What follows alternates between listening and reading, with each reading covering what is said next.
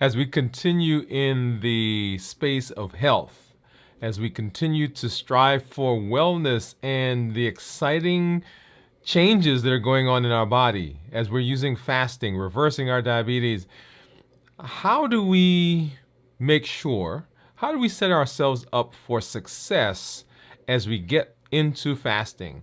When we have those times where it seems like, oh, we just can't make it that last mile, we can't make it that last day, those last hours, how do we go about setting ourselves up for success in our fasting process? With the use of an amazing tool called visualization. And we're going to talk about that here tonight. Hey, if you're new to me, I'm Dr. Dwain Woode. That's Wood with an E. The E stands for endocrinology. Here on the channel, I educate, I empower, and I encourage you to take charge of your health and your life, avoid complications, and go to the next level. And in this year, new you. I'm talking to adults with type 2 diabetes who want to put their diabetes in remission, get off of medication. In fact, who want to reverse their diabetes. That's right. That's what we're doing. And we're using fasting as one of those amazing tools in our bag of tricks and our bag of tools, right? If you're new, go ahead and put new in the comments because we'd love to welcome you with a hand clap and some music. And say hello to you, let you know that we're happy that you're here. If you also have questions as we go throughout the evening, as we go throughout the program, I guess I should say, go ahead and drop those in the comments, drop those in the chat so that we can get to those as well. You know how we do. I've got my monitors off to the side that we're going to take a look at here in just a little while.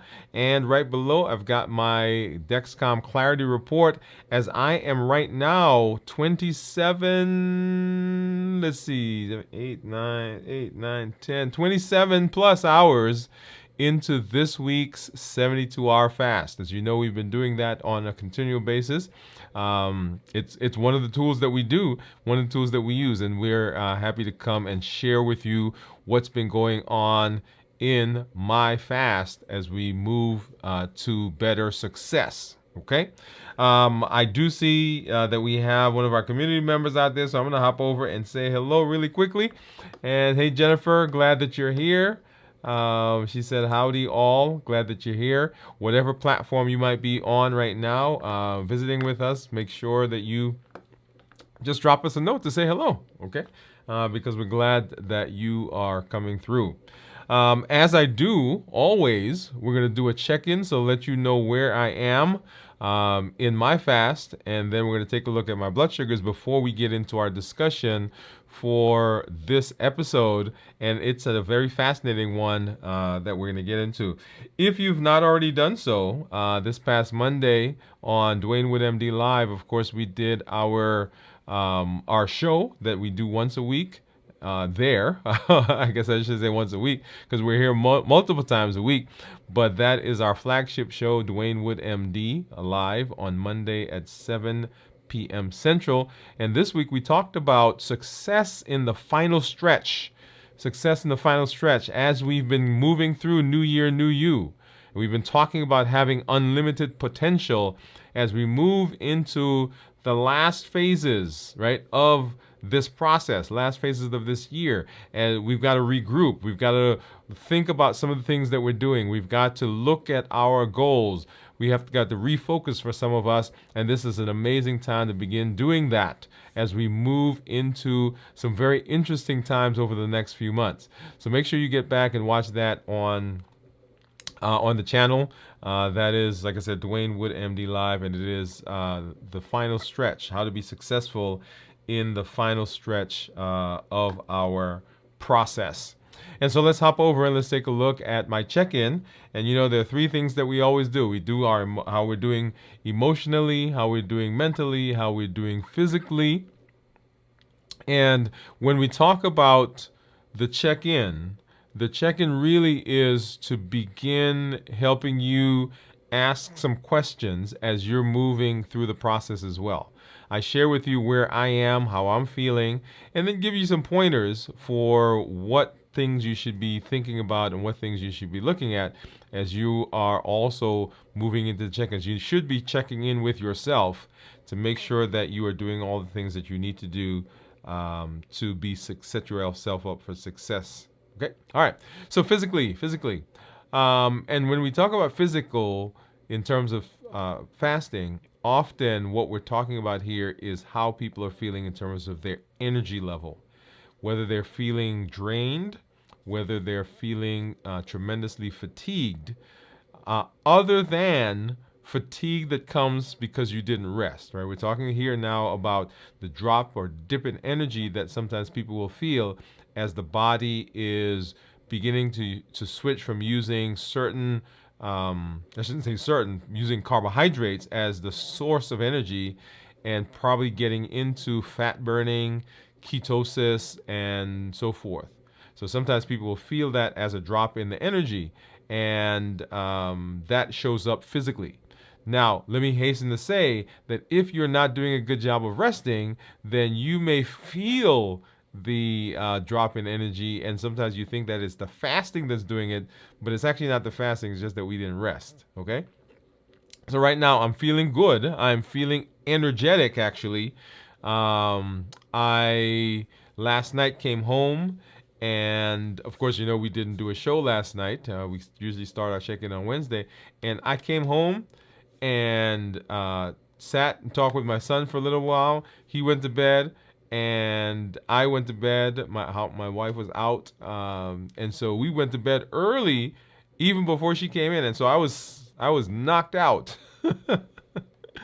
and so didn't wake up until this morning, and so lots of energy over the last 18, 20, 24 hours. Okay, so I'm feeling very energetic. I'm not feeling fatigued at all. Now I'm up later, and today was a busy day, so I may be feeling some of that, but I'm not feeling drained. Okay, so physically, and then of course the other things that come on the with people, particularly people who have diabetes, sometimes they'll say, "Hey, I'm taking medications. If I don't adjust my medication, sometimes that can cause a dip in my blood sugar, and I begin to feel palpitations, lightheaded, dizziness, sweatiness, and all those other things." I'm not feeling any of that right now. And then mental. So I'm not feeling sluggish. I'm not feeling foggy. I'm not feeling dull. Doesn't feel like I'm grasping for words or ideas, or my ability to do reasoning and calculations is not impaired.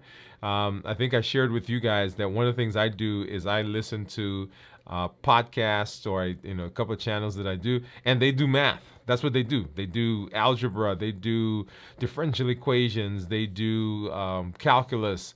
They do physics problems, and that's really how I do that. Yeah, I know.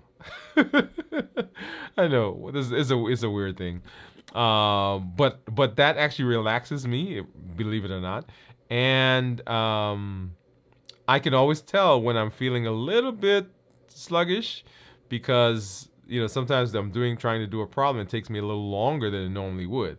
So right now, not feeling any of that at all. That also, if we're not doing a good job of resting, then it will show up in the mental part of our check-in as well. So make sure you're asking yourselves those questions. How am I feeling physically, mentally, and is this really the fasting that's doing it, or something else that's going on? And then, of course, emotionally. And this week actually has been a pretty good emotional week. I'm feeling excited. I'm feeling pumped. I don't really have a lot of things going on this week. Like, I don't have a lot of, other than working and, of course, being here in this space with you, have a lot of other things that are going on. I mentioned to you that in Labor Day every year is when I really start in earnest my plans for the new year.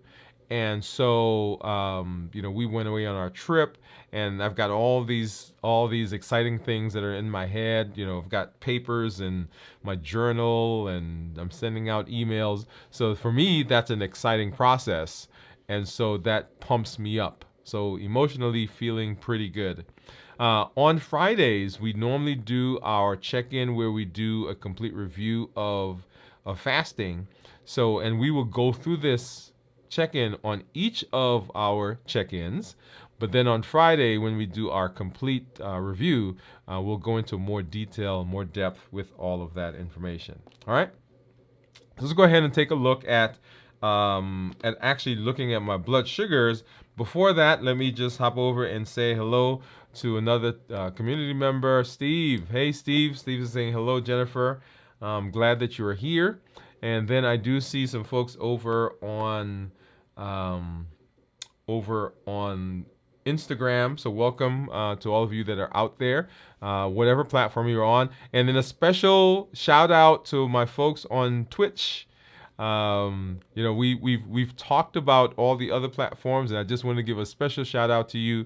We went over on Sunday, and we're over there and had a great time. Just kind of reading through some of the things that you guys have posted, and just kind of getting familiar with that platform, refamiliarizing myself with that platform. So thank you for all of you who have subscribed and are in that space. All right, so let's take a look at blood sugars. And so here you'll see on the screen, this is my Freestyle Libre. This is a Libre 3. And you see it says right now that my blood sugar is 72. And once again, I am a little over 27 hours in my fast. 27 hours in my fast. Blood sugar is 72. And you'll see starting from midnight, last night, we started right above 100. And then have kind of come down throughout the rest of today. And at one point we dipped below 70, and those red dots that you're seeing there at the bottom of the graph. And then right now we're just kind of straddling that 70 line. Okay, and this is the Freestyle Libre. Let's go over, and this is the Stello. And the Stello is the over-the-counter version of, well, I shouldn't say version. It's the over-the-counter offering by Dexcom, right? This is for, you don't need a prescription. You can actually just go to their website and get that. And you'll see here that, let's see if I do this, let's see, whatever. Okay, here we are. Let's do 12 hours. And I think the one that we saw from the Libre was actually a 12-hour. I think if we go back, we'd probably see some higher numbers. So 95. And you'll see that according to Stella, we've been kind of in the 90s to low 100s for most of the day. Okay. And according to this one, I did not dip below 70. And then if I go to the Dexcom G7, and this one says the sensor signals lost, so we'll wait for that to come up here in a minute. But while that happens, let's hop over and let's take a look at what my monitors, my meters are actually saying. As you know, I have a Keto Mojo and a Contour. And Keto Mojo, of course, with the ketone strip, ketones, and with glucose. And then Contour with just glucose. Let's go ahead and let's get a strip out for the Contour and get that in. And here I'll start with, of course, the glucose, and then we'll come back to the ketone. Let's go ahead and open that up. Get that strip in. And then we'll grab one of these Lancets in our little container. Now, I did bring home with me some other Lancets, which we'll talk about in some future shows, so that you can see some of the different types that are out there. But this one is a spring-loaded one, and let's just grab this. We'll go ahead and we'll screw this top off. And when I press the lever, then it deploys the Lancet, which is in here. Then I get a poke on the finger. Now I'm gonna go ahead and try to warm my fingers up a little bit, because if I don't, we won't get a good poke, and then I have to do it again. And actually, I'm gonna try a different finger, right? I'm gonna try a different finger, and hopefully you heard that. I didn't feel it, so I'm hoping that that is not a sign that we didn't get a good poke. So let's go ahead and see, what did we get? Maybe. Let's see, we got at least one drop. I don't know if that was, there we go. Okay, so one drop to get that started. We'll need another drop here to get this guy going. And you see the Keto Mojo says my blood sugar is, and let's go ahead and get that focused, 82. The Contour says it's 89. And then you'll see right there the Libre says that right now we're 73. Okay, and what I'm doing right now is I'm trying to get another drop of blood out so that I don't have to poke myself again. So let's see if it worked. Get that in. And let's see. Okay, yeah. Yay! All right, so let's go ahead and we'll get that started. And of course, I always tease you guys because I don't show you what the number is going to be. But if you think you know what my ketones are going to be, go ahead and pop that on the screen or pop that in the chat. And while that's running, let's go ahead and let's take a look at our, or have our discussion. So visualization. There is so much data.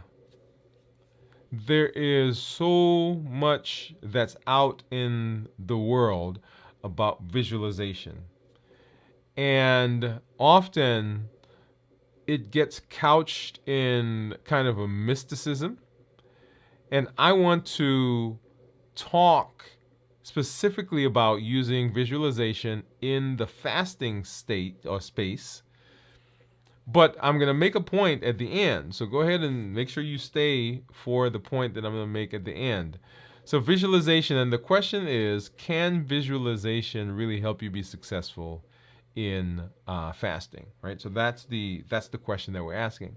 And so what is visualization? So visualization is the practice of imagining desired outcomes to program the brain, program the mind for success.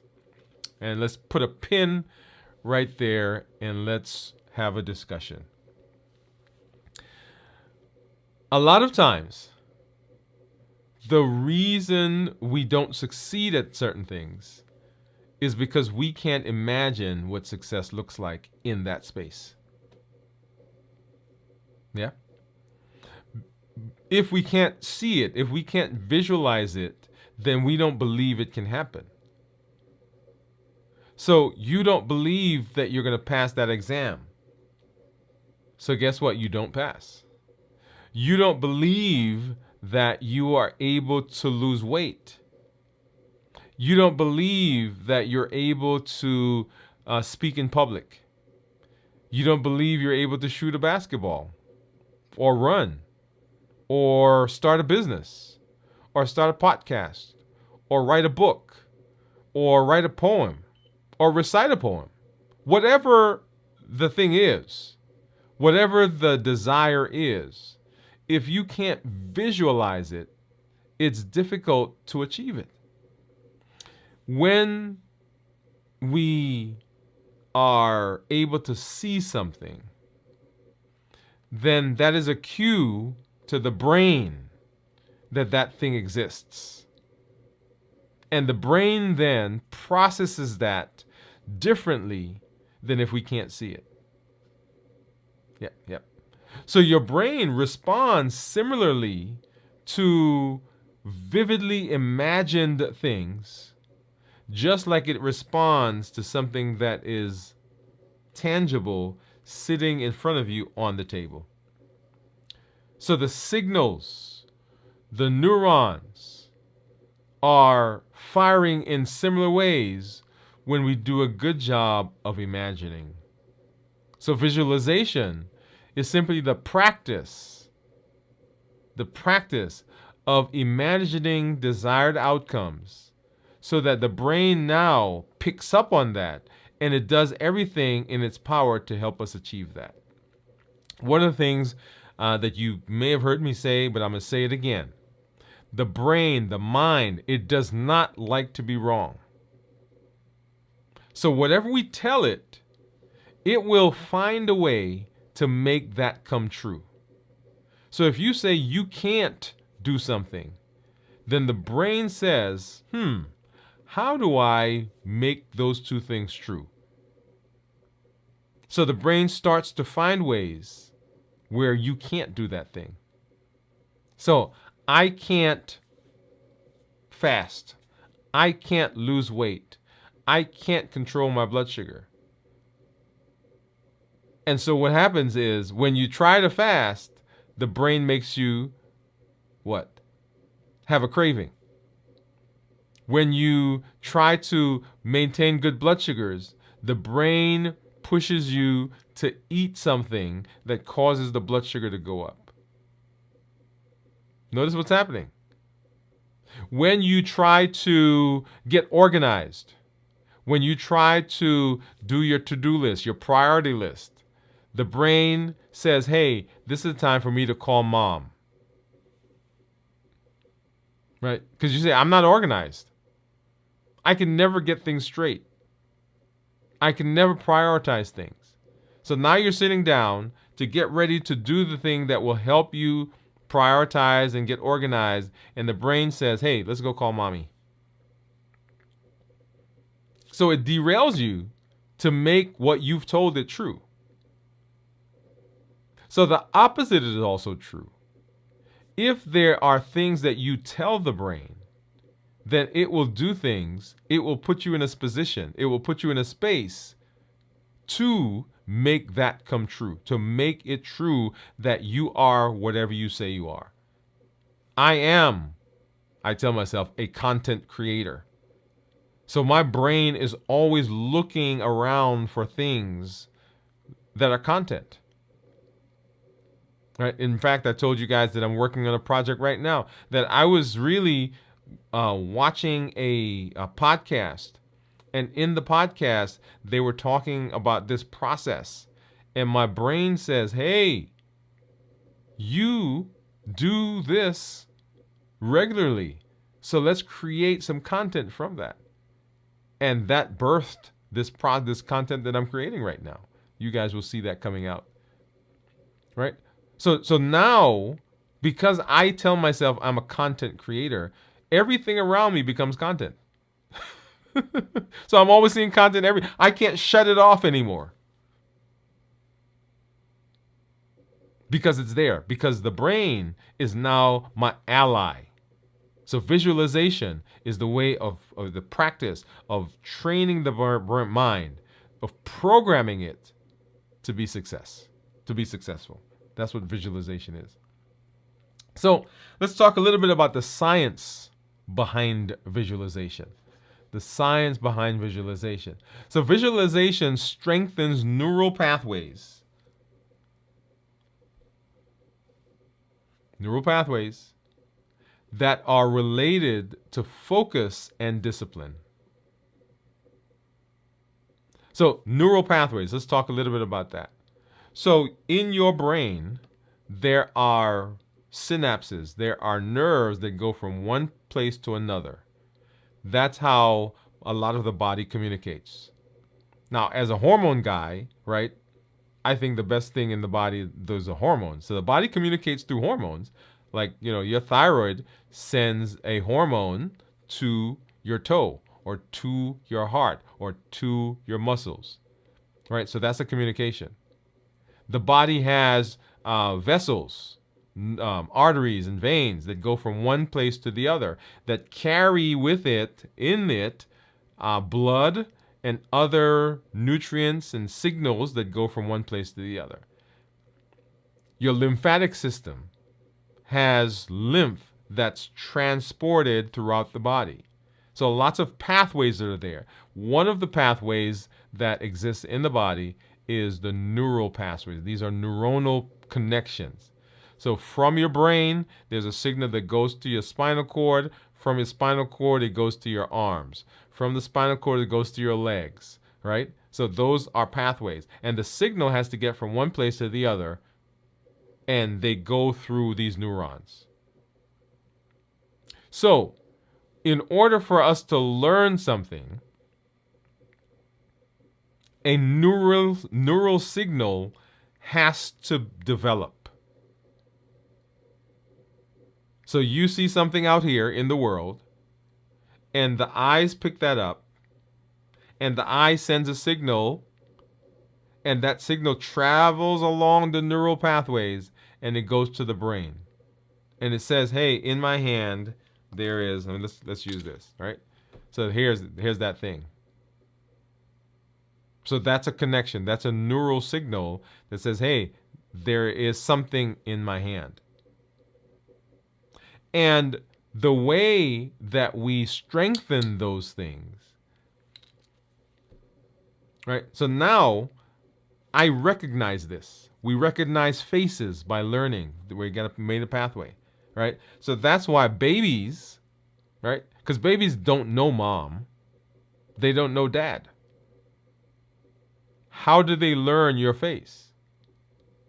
Well, there are neuronal connections that are being made. Every time they look at mom's face, there's a connection that's being made. And that connection gets strengthened by visualization. Okay? So visualization strengthens neuronal pathways. It's kind of like athletes and people who are high achievers. The athlete that visualizes crossing the finish line, or the athlete that visualizes getting that basketball in the net, in the hoop, or the athlete that visualizes the jump or the javelin throw or the backhand. One of the things that I saw recently at our church, we have a drum corps, and we have a very amazing group of people, young people that are doing that. And the drum corps leader, we were on our bus, and we were going to on our camping trip to Gillette.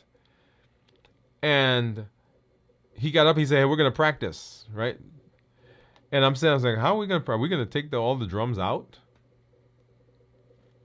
And I sat there and I was amazed to listen to these drummers using their voice, using their mouth to create the sounds for the drums. And so I said to one of them, I said, "Hey, how do you do that?" And he said to me, "Well, I just visualize what it looks like on the drum. I visualize what it sounds like, or I hear what it sounds like on the drum." Yeah. And so that is amazing to me that happens.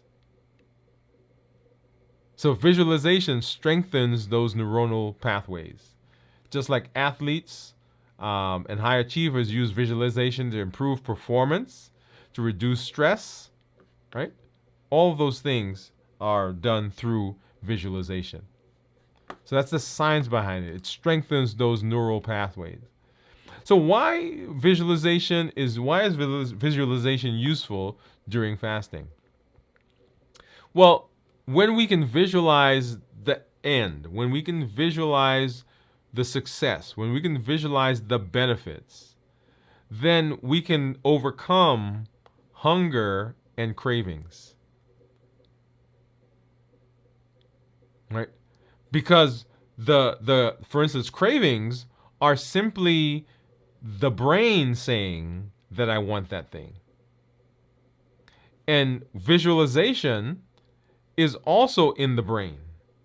So we're creating, right, a thing that balances out the craving or can overcome the craving. If we do a good job of creating that visual, then the strength of the visual outweighs the craving. It also helps us to maintain focus.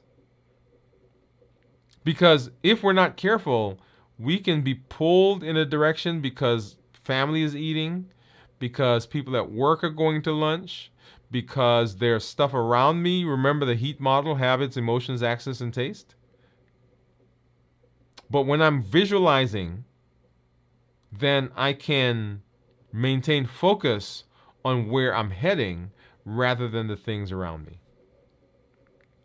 And then visualization helps me to stay positive, because it helps me know, helps me remember why I'm doing this. Okay, I am doing this because I am shooting for a 72-hour fast, a 48-hour fast, a 24-hour fast. Whatever the number of hours is that we're fasting, I'm shooting for that. And so visualization helps me to maintain that positivity that I can do this, right? So now me and the brain, we're partners and we're working, we're moving, we're doing this.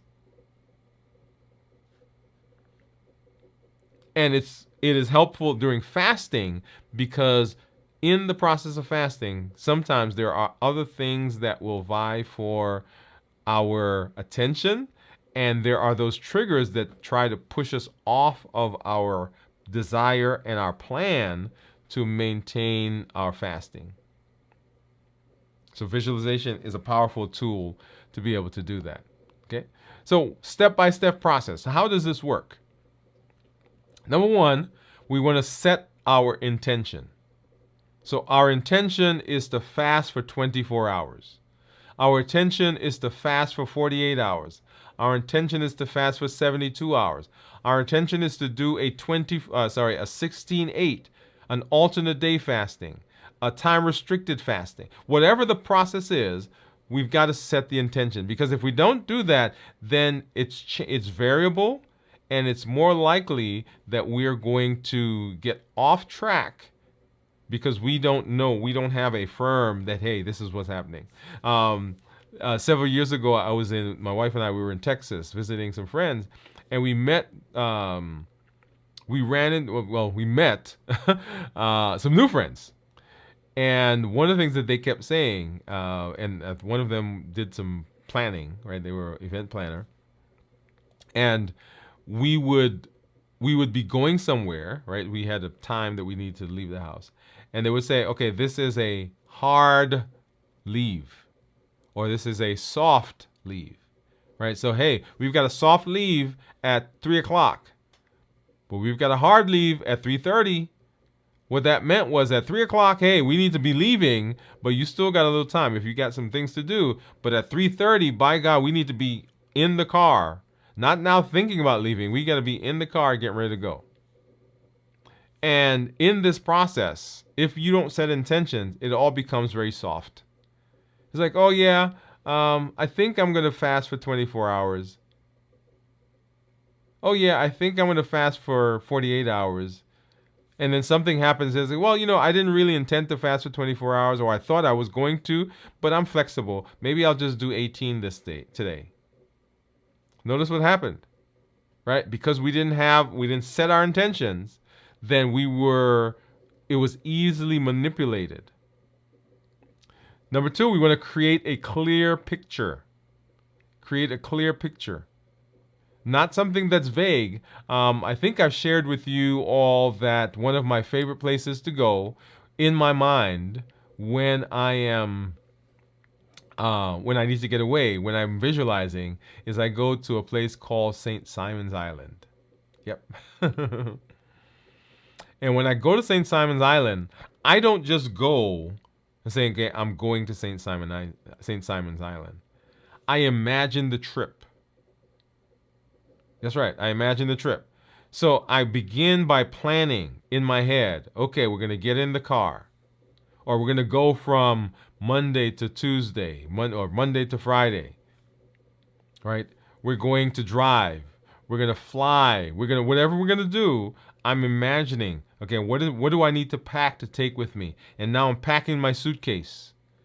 And we're going to be going for this many days, so I need this many shirts. I need these sneakers. I need this socks. And we're going to drive. It's going to take us this long to get there. And as we're driving, the windows are down, or, we're listening to music. We may stop on the way. Now, I'm imagining the entire process. What does it feel like to drive onto the island? And when we get there, what are the smells? What's the air feel like? I remember when we were there before and the raindrops were falling. It was just a little bit misty, and it was drizzling a little bit, and I can smell the freshness. Notice what I'm doing. I'm using all of my senses. And I'm creating a crystal clear picture of what that looks like. And so when I'm fasting, as I'm getting to fast, okay, I am going to prepare for my fast by blah, blah, blah. So I'm walking through the process. How do I prepare for the fast? How do I get through the fast? What am I going to be doing? What am I going to use to hydrate? What am I going to use to distract myself? I'm walking through the process. What is it going to feel like when I finish the fast? Oh my goodness, I've now decreased my weight by another 2 pounds. My blood sugars are going to be in the 60s and 70s. I'm seeing that. So I've created this picture, and the more detail that I put on that picture, the more detail that I bring into it, the more I can smell it and feel it and touch it and taste it and hear it, the clearer that picture is, and the more powerful it is to help me get to where I need to go. And that's the next point there. Engage all your senses. Don't just think about it. You want to see it. What does it look like? What are the colors? What's the day look like when I end my fast? Is it nighttime? Is it morning? Is the sun shining? Where am I sitting? Am I sitting with my family? Am I at work? Am I sitting out on the deck in the back? Did I go to exercise? What are the smells? What does it taste like? What does it taste like when I break the fast?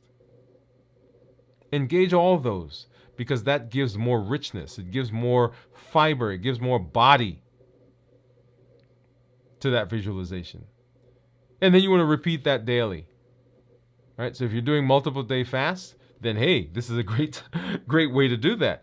Even if you're doing intermittent fasting, as in 16/8, then you still want to be able to do this on a daily basis, because it helps you visualize what it is like to get through that fast. Because even a 16/8 can be difficult sometimes for some people.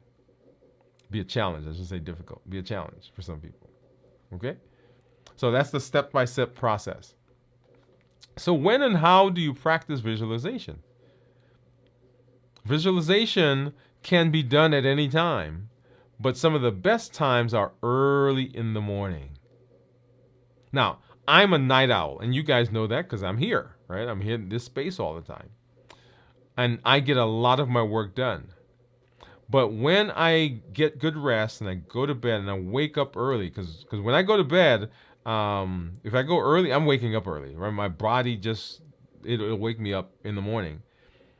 And if I wake up and it's still dark out and everybody's sleeping, I come and I can get a lot of work done. I get a lot of thoughts, and if for some reason during that time I'm very introspective. Here, when I'm up at night, I'm working and I'm busy doing stuff, but in the morning it seems like I'm calmer. And that's a perfect time to do visualization, right? So early in the morning. But if you are one of those people that at nighttime you are full of energy and you can do that process without falling asleep, then before bed is a great time to do it, because it's a good way to kind of wind down. Remember we talked about bookending your day? It's a great way to bookend the day. Visualization. What am I visualizing? What am I going to do tomorrow? When am I going to end my fast? Is that in the morning? Is it in the afternoon? And my mind gets set to be in that space. You could also do it during quiet times. Moments that you have. I have a lot of people that I talk to about blood sugars and diabetes and metabolic disease and stress and all anxiety and depression. And I tell them anytime you have a moment that you need, you can visualize.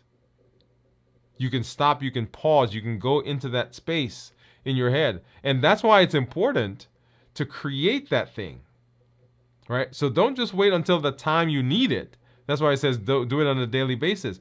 So, because the more you do it, the more you're putting structure to it, more you're putting form, you're putting colors and smells and taste and feels and all that to it, so that when you need it, you just pull it out. And you don't have to recreate it at that moment. It's already there. And then you can use apps. There are apps that give you music. There are apps that give you mindfulness exercises, right? Meditation music. They help to track. There's one thing that I do with and I don't know if I could pull it up right now.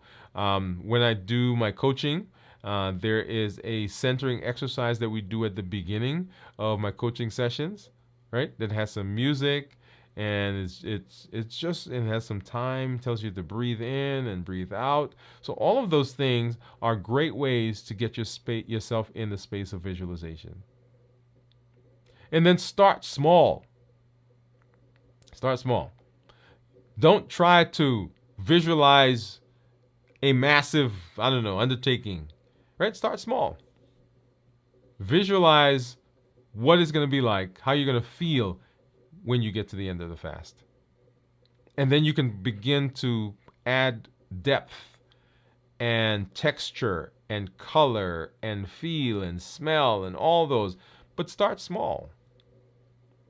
And you'll be successful. And then what are some practical tips? Practical tips. Number one, make it regular. Don't do it today and then don't do it for 5 months. Right? Remember, it is a process. It is a learned process. And the more you do it, the better you get at it. The more you do it, the more the brain expects it. The more you do it, the more it becomes tangible to you. Track your progress, right? Anything that you want to change, you want to track, right? How did I do this time with my visualization, right? What is it that I was visualizing? What helped? What didn't help? What worked? What didn't work? And then you can look at it and you can move it and change it from all different angles. And then adjust as needed.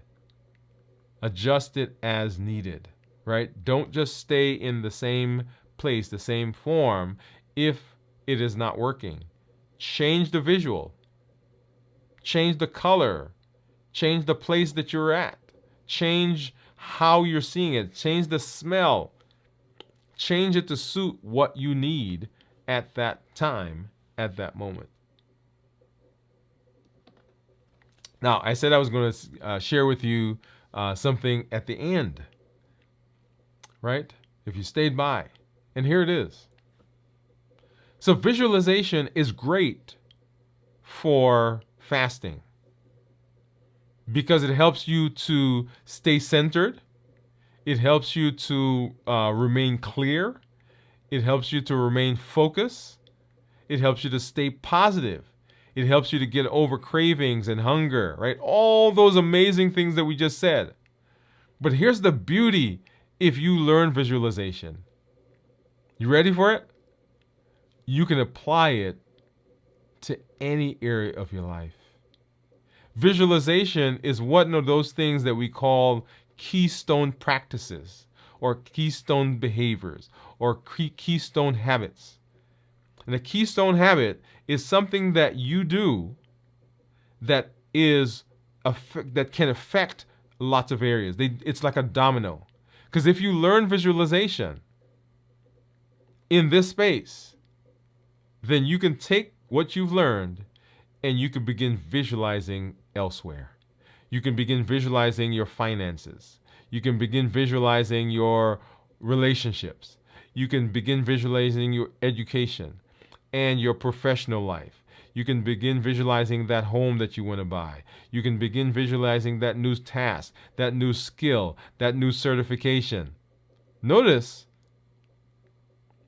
once you learn visualization here, once it becomes crystal, once it becomes tangible, then it can be applied in so many different areas. That's the beauty of these tools that are foundational. They have ripple effects, and they can affect so many other areas of our lives. Awesome, awesome. All right, well, let's hop over and let's take a look at what my Dexcom report is saying Let's see. So let's pop that here right now. So my Dexcom, and you'll see that there on the screen. Let's grab my mouse so I could point at some things. All right, and let's see. Let's use. I think my. Let's see if I can use this. Okay, it gives me the same scene, but that's okay. So here is my blood sugar. My average blood sugar is 140 for the last 2 weeks. If I go over and look at the 90-day, that should be like 115, 1 to 119. Oh, it's actually a little higher. So 133. And my glucose management indicator, which is a surrogate for my A1C, is 6.5. That means if I got an A1C, then it should approximate a 6.5. I'm in target 86% of the time, which you'll see there, with a target being anywhere from 70 to 180. Okay?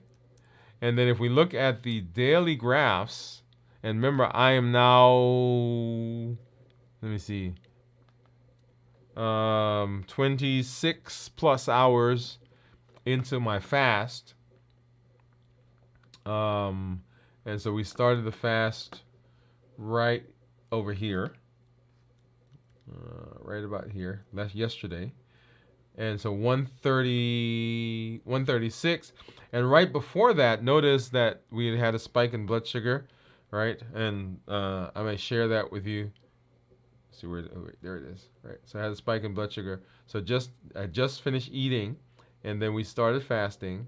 And so 24 hours later, which is now, or well, not now, but 4 hours ago, we're 96. And notice I have two graphs right on the screen. And the lower one is actually the Stello, which is the over-the-counter continuous monitor that I'm wearing. And the one above it is the Dexcom G7. And the Stello tends to be continue to be lower than the G7, just like the Libre is lower than the G7. As a matter of fact, the Libre is lower than both the G7 and the Stello. Which is an interesting thing, right? All right, and then what do you think? What do you think my ketones are going to be? So let's get this. Let's get it over here. And so 20. I think it was when we did it, when I started it. It was 26 hours, 27 hours, 27 plus hours. So what do you think that's going to be? Let's go ahead and pull up my Keto Mojo meter, or Keto Mojo app. Get this back, and so I'll need to turn this on, and then that will start syncing here in just a minute. Let's get that synced. And what do you think it's going to be? Go ahead and drop that in the comments. Drop it in the comments for me. All right, are you ready? And I keep saying I have to get drum rolls on my device here so I can play that. So let's go ahead and let's see. So my blood sugar was 82.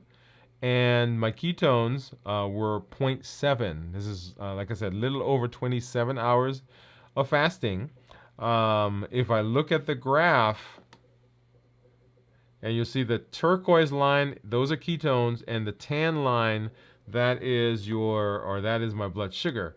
So as I started eating, the tan line, which is blood sugar, goes up, and the turquoise line goes down, because remember, as I start eating, the tan line goes up. That means blood sugars are going up. When blood sugar goes up, then insulin comes out, and insulin and ketones can't be in the same space. Insulin gets rid of ketones. So if I'm eating and carbs are coming in, my blood sugar goes up, insulin has to come out to treat those, and so when insulin comes, the ketones go down. When we talk about ketones that are less than 0.5 are considered normal. 0.5 to 1.5 considered nutritional ketosis, and then above 1.5 is considered therapeutic ketosis. And we want, if we're going to be in ketosis, right, if we're going to do ketogenic diet here in this space where we're doing fasting to be able to burn fat, decrease weight, improve insulin resistance, and all the metabolic things that we talk about, then we want it to be at least 0.5 or higher. So we want it above 0.4. We want to stay in ketosis. Okay, so that is the ketogenic or ketone process.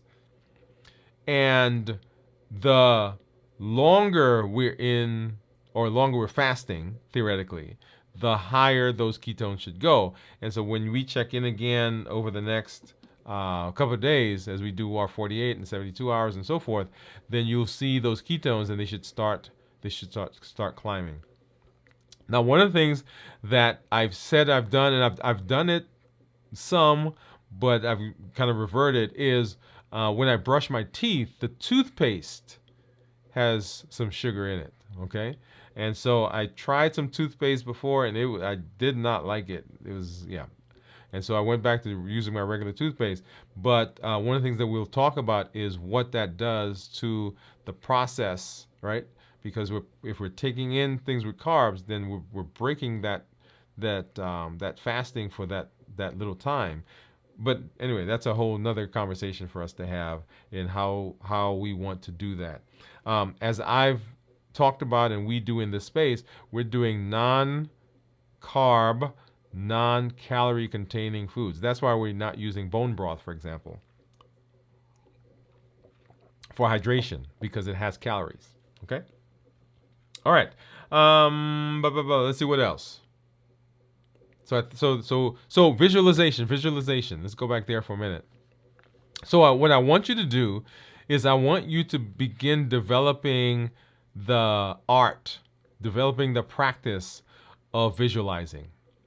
I want you to develop a picture of what the end of your fast looks like. What does it look like? What does it feel like? What does it smell like? What does it taste like? What colors are surrounding it? What do you feel like when you end the fast? Just start visualizing that. Create that scene, create that scenario, and then you'll always have that you can go back to if you need it. Don't wait until you need it to be able to go visualize. Begin creating that now, crafting it. And then you can add as much detail as you want, and you want to add a lot of detail, because the more detail, the easier it is for the brain to say, okay, yeah, that's a thing right there. And now let's do everything we can so that we visualize is a reality. Okay, so begin working on the visualization. Even now, as you are, if you're fasting, great. You can work on it. If you're not fasting and you're getting ready to go into a fast, wherever you are, begin working on the process of visualization. And then remember to make sure that you get back and look at our show. We talked about how to be successful in the final stretch, right? Remember, new year, new you is what we're doing. And we want to make sure that we're setting ourselves up for success. Talking about success, we have at our fingertips unlimited potential to be successful. We have unlimited potential to make changes in our health, unlimited potential to be metabolically healthy, to reverse our diabetes. We have unlimited potential, and all we've got to do is tap into it. And we tap into it with education, empowerment, and encouragement. And that's what we do here on the channel. We educate, we empower, and we encourage. We educate with the shows that we do, with the podcast, with the blogs. I'm trying to get over to, there we go. Right? So we educate with the shows, the podcast, the blogs. We empower with the tools that we learn. Like we've just learned a tool. Visualization is a tool we can now put into our toolbox. And we empower, and so we encourage with the community that we're creating, the community that you are part of, the community that you help to build and you help to enrich with your presence and with your story. We tap into it. You have within you the ability, the power to chart your metabolic destiny and your wellness destiny. We do that with the Triple E formula for success. We educate, we empower, and we encourage. Now, as we are in the space of trying to be healthy, there are some triggers, y'all, that come. And the triggers that push us in the direction of eating come from the HEAT model. Our habits, those routines that we formed that push us to eat even though we're not hungry. We eat because we go to the movies and we're supposed to have popcorn. We eat because it's lunchtime and everybody around us are eating even though we're not hungry. We go to eat. We eat because we sit down with some friends. We're going to have coffee and a donut, right? Not that we're hungry, but that's just the routine. That's what we do. We eat because of habits. We eat because of emotions. Emotions are kind of like a roller coaster. When they get too high, when they get very high, when they're at the top, when that roller coaster car is at the top, it doesn't matter what you do at that point. You can yell and jump and scream and shout. That car is coming down the other side. And when we let our emotions get too high, they break through our desire to be on a particular eating plan, our desire to fast, our desire to be metabolically healthy. So we want to make sure that we're dealing with those emotions before they get to the pinnacle. So we eat because of habits, we eat because of emotions, we eat because of access. Things are just around us. Not that we're hungry, but we see it. I remember we had just come back from our camping trip several weeks ago, and we're unpacking everything and getting everything put back where it's supposed to be. And I'm not hungry. And someone next to me opened the bag of some supplies that we had brought back with us. And in the bag, there were cookies and candies and chips. And guess what? I went and I grabbed a couple of cookies. I wasn't hungry, but hey, access. It's right there. So my brain says, hey, go grab some. Habits, emotions, access, and we eat because of taste. That bliss point, which is the perfect combination of sugar, salt, and fat, that makes us say, hey, we can't just have one. That taste is so amazing that we say, hey, we're going back. But remember, it's not usually that we're chasing after the food. What we're chasing after is what the food does, the calm that it brings, that feeling that we get when we eat that food, that memory that it brings back of that time when we went to that place where we ate that thing and we felt that way. But the HEAT model, habits, emotions, access, and taste. In our call to action, when you show up in this space, we're excited that you're here. And when you come, we want you to get involved. Don't just let the shows be things or videos that you watch that are on the shelf. Okay? We want these to be things that you're putting into practice. So every month, we have a challenge. Join the challenges. Get involved. Roll up your sleeves and get in there, because these are the places where you can begin putting to practice some of the tools that we've learned, some of the concepts that we've learned. Be involved with the challenges. Also, share your story. Claim your seat. Say, I'm here. I'm fasting. Hey, I've been successful with my A1C coming down. I've been successful with my weight. I've been successful with getting off of medication. Hey, I'm feeling much better. I'm sleeping much better. I have to go to the store and I have to buy new clothes.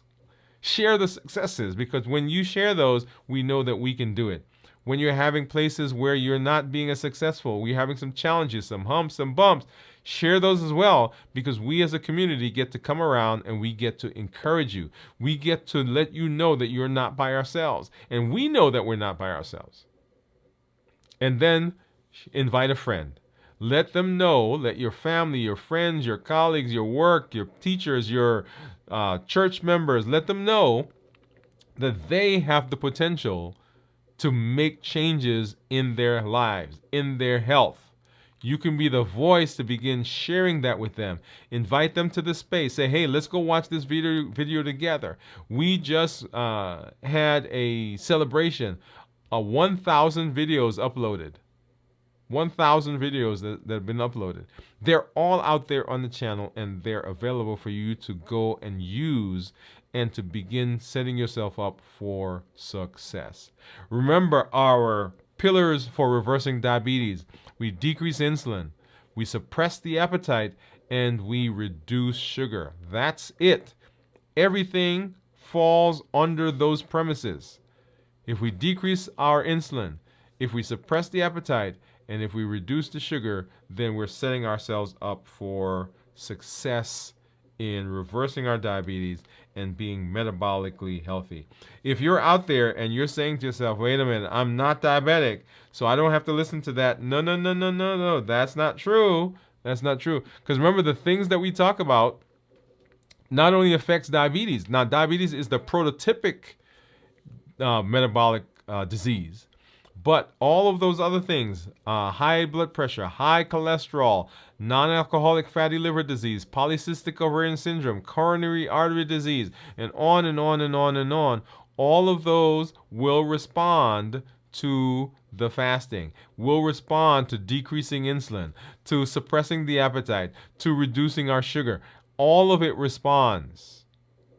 So just because you're not diabetic doesn't mean that this doesn't work or this you shouldn't listen to. Make sure you're paying attention. On our channel, and I was sharing this with someone just a couple of days ago because I had to go see someone. I had a consult at the hospital. And I was sharing with them that we have several playlists that are on the channel. And I'm pulling that up here. Let's see. There we go. Several playlists that are on the channel that I want you to get out there and begin looking at. Let's see, not one of my favorites, but one of the playlists that we have, and I'm trying to find just my playlist because there's some others that are mixed in there. But one of the playlists, actually, let me do the podcast one. One of the playlists and one of the podcasts is how to reverse diabetes. Let me just get back over there. Okay. So, how to reverse diabetes. That's one of the playlists that we have. We also have, of course, how to fast successfully. And this one has, look at that, 73 videos right now. I think the other one, how to reverse diabetes, had 38, maybe? How many? Yeah, 38 episodes.